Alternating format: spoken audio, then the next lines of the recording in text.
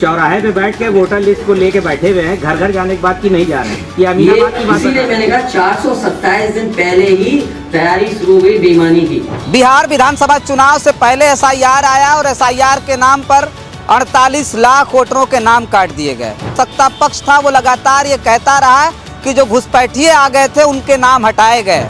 अब उत्तर प्रदेश में एसआईआर आ गया है और जो बीएलओ हैं वो एसआईआर का फार्म लेकर के लोगों के घर घर जाना शुरू कर चुके हैं। समाजवादी पार्टी के मुखिया अखिलेश यादव हैं, वो एसआईआर पर अब पूरी तरह से तत्परता दिखाने वाले हैं। साथियों नमस्कार, मैं हूं रजनीश और आप जन आदर्श भारत देख रहे हैं। बिहार विधानसभा चुनाव से पहले एसआईआर आया और एसआईआर के नाम पर 48 लाख वोटरों के नाम काट दिए गए। चुनाव आयोग के साथ साथ जो सत्ता पक्ष था वो लगातार ये कहता रहा कि जो घुसपैठिए आ गए थे उनके नाम हटाए गए। लेकिन बहुत सारी ऐसी तस्वीरें बिहार विधानसभा चुनाव के दौरान निकल कर के आई।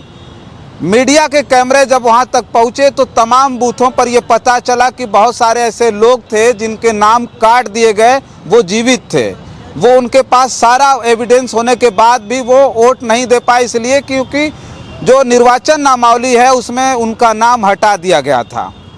अब उत्तर प्रदेश में एसआईआर आ गया है और जो बीएलओ हैं वो एसआईआर का फार्म लेकर के लोगों के घर घर जाना शुरू कर चुके हैं। एसआईआर को लेकर के अब उत्तर प्रदेश में ठीक उसी तरह से घमासान मचने वाला है। पूरे प्रदेश में प्रमुख विपक्षी दल समाजवादी पार्टी को लेकर के लोगों को एक बहुत बड़ी उम्मीद है कि समाजवादी पार्टी जो प्रमुख विपक्षी दल है लगातार एसआईआर को लेकर के लोगों के बीच जागरूकता अभियान जरूर चलाएगी। और ऐसा हुआ भी। समाजवादी पार्टी के मुखिया अखिलेश यादव, कल आखिरी दिन था बिहार विधानसभा चुनाव का और आज उन्होंने अपने सभी जिला अध्यक्षों को बुला करके, महानगर के अध्यक्षों को बुला करके उन्होंने एक बैठक की है और उसमें साफ तौर पर यह कहा है कि जो भी एसआईआर के नाम पर लोगों के घर घर जाकर के नाम बढ़ाने और नाम हटाने के काम किए जा रहे हैं उसमें समाजवादी पार्टी को बड़ी तत्परता के साथ लगना है। अब समाजवादी पार्टी के जिला अध्यक्षों को साफ तौर पर निर्देश दे दिया गया है। खबर ये भी निकल करके आ रही है कि अब समाजवादी पार्टी ठीक जिला अध्यक्षों की बैठक के बाद अब विधायकों की बैठक बुलाने जा रही है। समाजवादी पार्टी अब विधायकों की बैठक बुला कर के भी साफ तौर पर इस बात पर जरूर जोर दे करके ये कहेंगे कि जो एसआईआर का मामला है उस एसआईआर में अब जो विधायक हैं समाजवादी पार्टी के वो भी तत्परता दिखाएं और उस पर काम करें। और ठीक उसके बाद प्रदेश के अन्य कार्यकारिणी जो प्रदेश सचिव हैं, प्रदेश महासचिव, उन तमाम लोगों को बुला करके अखिलेश यादव ठीक तीसरे दिन बैठक करेंगे। तो इससे ये माना जा रहा है कि जो प्रमुख विपक्षी दल है समाजवादी पार्टी के मुखिया अखिलेश यादव हैं वो एसआईआर पर अब पूरी तरह से तत्परता दिखाने वाले हैं। आज प्रेस कॉन्फ्रेंस में अखिलेश यादव ने साफ तौर पे कहा कि जो एविडेंस बिहार में माने गए अगर यहाँ नहीं माने जाएंगे तो उसके लिए हम भी अब कोर्ट जाएंगे और कोर्ट जाकर के वो सारी चीज़ें मनवाने का काम करेंगे। उन्होंने उसमें साफ तौर पे कहा कि बताइए ये वो सरकार है जो अपने ही बनाए हुए प्रमाण पत्र को मान्य नहीं करती है, वही अपने बनाए हुए प्रमाण पत्र को मान्य नहीं कर रही है। तो ये जो एसआईआर को लेकर के जो उत्तर प्रदेश में घमासान मचने वाला है वो आगे आने वाले वक्त में दिखेगा।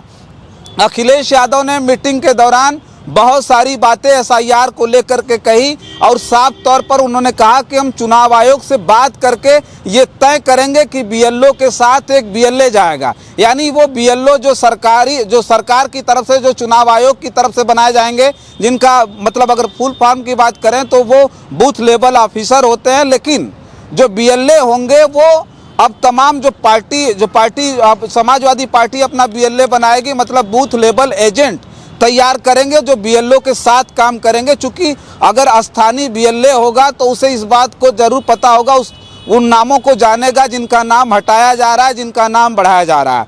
तो बीएलए अगर साथ रहेंगे तो किसी भी तरह से मतलब जो निर्वाचन नामावली से उन लोगों का नाम नहीं कट पाएगा जो सच में जीवित है और इस देश के रहने वाले हैं। हालांकि घुसपैठियों के नाम पर बहुत सारे जो नाम निर्वाचन नामावली से बिहार में हटाए गए वो ठीक उसी तरह से उत्तर प्रदेश में ना हो कि जो लोग यहाँ रह रहे हैं इससे पहले वोटिंग करते हुए आए हैं वो भी इस बार वोटिंग न कर पाएँ, मतलब जो उनका अधिकार है उससे वंचित न रह जाए। इसलिए अखिलेश यादव ने कड़ा कदम उठाते हुए एसआईआर को लेकर के अब पूरी तरह से अपने तमाम कार्यकर्ताओं और नेताओं को उन्होंने निर्देश दिया है कि अब एसआईआर के नाम पर किसी भी जो पात्र व्यक्ति है उसका नाम निर्वाचन नामावली से ना हटाया जाए। आने वाले वक्त में चुनाव आयोग को उत्तर प्रदेश में समाजवादी पार्टी के उन कार्यकर्ताओं नेताओं का सामना तो करना पड़ेगा। चुनाव आयोग अगर सच में मनमानी करेगा, ठीक जैसे बिहार में हुआ, बिहार में बहुत सारे लोगों का निर्वाचन नामावली से नाम हटा दिया गया, तो अगर ठीक उसी तरह से उत्तर प्रदेश में होगा, क्योंकि उत्तर प्रदेश में 2022 में भी ये बहुत बड़ा आरोप चुनाव आयोग पर लगा था। बहुत सारे ऐसे वोट थे जो निर्वाचन नामावली से जो है ऐन वक्त पर काट दिए गए, यानी 2022 विधानसभा का चुनाव था, उससे ठीक पहले निर्वाचन नामावली में लोगों के नाम के आगे डिलीटेड की मुहर लगा दी गई थी, और ठीक जैसे चुनाव खत्म हुआ उसके बाद दूसरे एपिक नंबर के साथ उनको निर्वाचन काट दिया गया और दूसरे एपिक नंबर के साथ निर्वाचन नामावली में उनका नाम अंकित करके भेज दिया गया। मतलब कि जिसका वोट कटा हो वो किसी तरह से विरोध न कर पाए। लेकिन फिर भी अखिलेश यादव ने हजारों ऐसे एफिडेविट बनवा करके चुनाव आयोग के भेजे थे और उन्होंने कहा था कि बहुत ऐसे लोग थे जो उत्तर प्रदेश में नाम काटे गए और उसकी वजह से समाजवादी पार्टी हार गई। एक तरह से वोट चोरी और वोट डकैती का मामला है, तो उसको लेकर के अब अखिलेश यादव किसी भी तरह का कोई जोखिम नहीं लेना चाहते हैं। अब वो चाहते हैं कि किसी भी तरह से जो चुनाव आयोग है वो चाहे एसआईआर लाए या एसआईआर के नाम पर कुछ भी लाए, लेकिन जो व्यक्ति पात्र है उसका नाम निर्वाचन नामावली में रहेगा। जो उसका वोट का अधिकार है वो अपना अधिकार का प्रयोग करेगा, किसी भी तरह से उसका निर्वाचन नामावली से नाम नहीं हटाया जाएगा। बहुत सारे ऐसे परिवार हैं जिनके पास जो तमाम ऐसे पहचान पत्र है जो एसआईआर में देना है। चूंकि एसआईआर का फॉर्म लेकर के जो बीएलओ हैं लोगों घर पहुंच रहे हैं, उसे लेकर के भी समाजवादी पार्टी के जो कार्यकर्ता हैं वो लोगों को जागरूक करने का काम करेंगे। समाजवादी पार्टी के कार्यकर्ताओं को ये भी निर्देश दिया गया है, जो खबर आ रही है, कहा गया है कि जो भी अपने जो लोग हैं जो जिन विधानसभा में जहां भी जिनके पास कोई ऐसा पहचान पत्र छूट गया हो, उसके लिए भी समाजवादी पार्टी के कार्यकर्ता और नेता लोगों की मदद करें और ज़्यादा से ज़्यादा लोगों का नाम डलवाने और नाम कट न जाए उसको रोकने का काम करें। फिलहाल इस वीडियो में इतना ही। बहुत सारी खबरें लेकर के आपके बीच में हाजिर होंगे।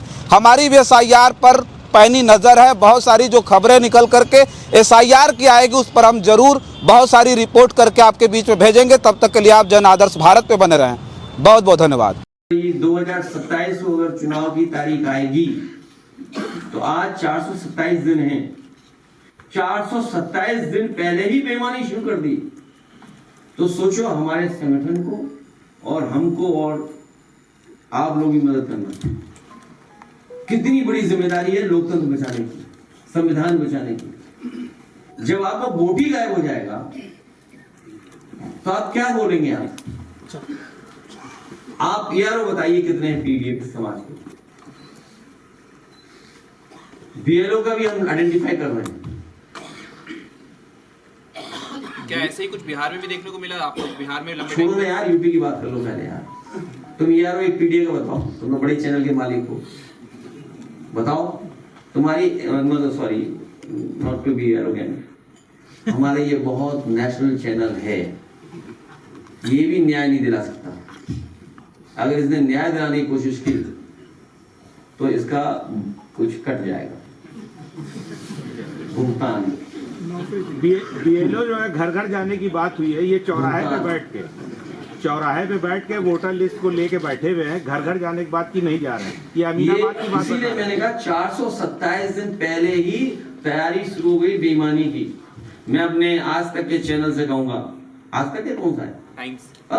वो है आप टाइम्स नाउ वाली, वो बिहार का निकालना जरा वीडियो, एकदम ब्रेकिंग न्यूज आ गई तुम्हारी है। आज तक अरे तुम्हारी दिखाएंगे, जाओ वही चैनल है टाइम्स नाउ वाला भी है, हिंदी वाला जो है, जिसमें वो इंटरव्यू पूछ रहे हैं कि भाई यूपी जैसा विकास चाहिए बिहार में, तुरंत तो अलग अलग हो गए, लेकिन है तो बीजेपी की।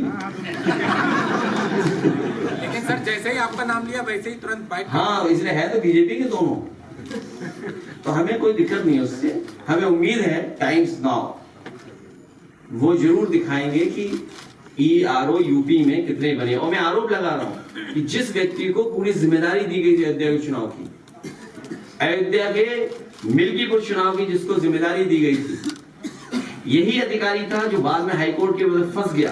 आप पता करवा लीजिए अगर गलत बात हो तो ये आज ही तैयारी कर रहे हैं 427 दिन पहले बेईमानी की। सर, यूपी जल जीवन मिशन गड़बड़ियों में प्रथम स्थान प्राप्त किया है। उसमें पानी नहीं बह रहा है, बजट बह रहा है, बजट बह रहा है। सर, प्रतापगढ़ से सर करोड़ों का गांजा और हीरोइन पकड़ी गई है सर, और नोट तो इतने मिले कि 22 घंटे सर जो है टीम को जो है गिनने मिले। कहीं ऐसा तो नहीं वो छुड़वा दिया गया हो, इसीलिए तो सब यूपी में चंगा है। जहाँ गांजा है वहाँ सब चंगा है। जहाँ लाओगे गांजा वहाँ सब होगा चंगा। तो आप प्रतापगढ़ में कितना पकड़ा गया सर? कई किलो की करोड़ों का सुना हमने कि मशीन लगाई गई पैसा गिनने के लिए। 22 घंटा लगे सर, 22 करोड़ कैश। और पुलिस थक गई। हम ऐसे पुलिस के लोगों को बधाई देना चाहते हैं कि जिन्होंने गांजा पकड़ा है उत्तर प्रदेश में। ऐसी पुलिस जो गांजा पकड़ रही है इसको पुरस्कार मिलना चाहिए, सम्मान मिलना चाहिए। मैं उनको धन्यवाद देता हूँ कि उन्होंने गांजा पकड़ा है। गांजा की मात्रा में थोड़ा गड़बड़ी हो जाए तो फिर कुछ और बात हो जाए। अखिलेश जी, कानपुर वाला सीओ भी सस्पेंड हुआ है। आप अखिलेश दुबे वाला आपने बोला था, अब सीओ भी सस्पेंड हुआ है कि कई करोड़ की प्रॉपर्टी है, उस पर जांच अब चल रही है। हम क्या कर सकते हैं? सरकार बेईमानों के साथ है तो हम क्या कर सकते हैं? और हमारे वीरिया जी हैं, उन अखिलेश दुबे का हर रूप जानते होंगे, क्योंकि वीरिया जी भी वकालत करते हैं, वकालत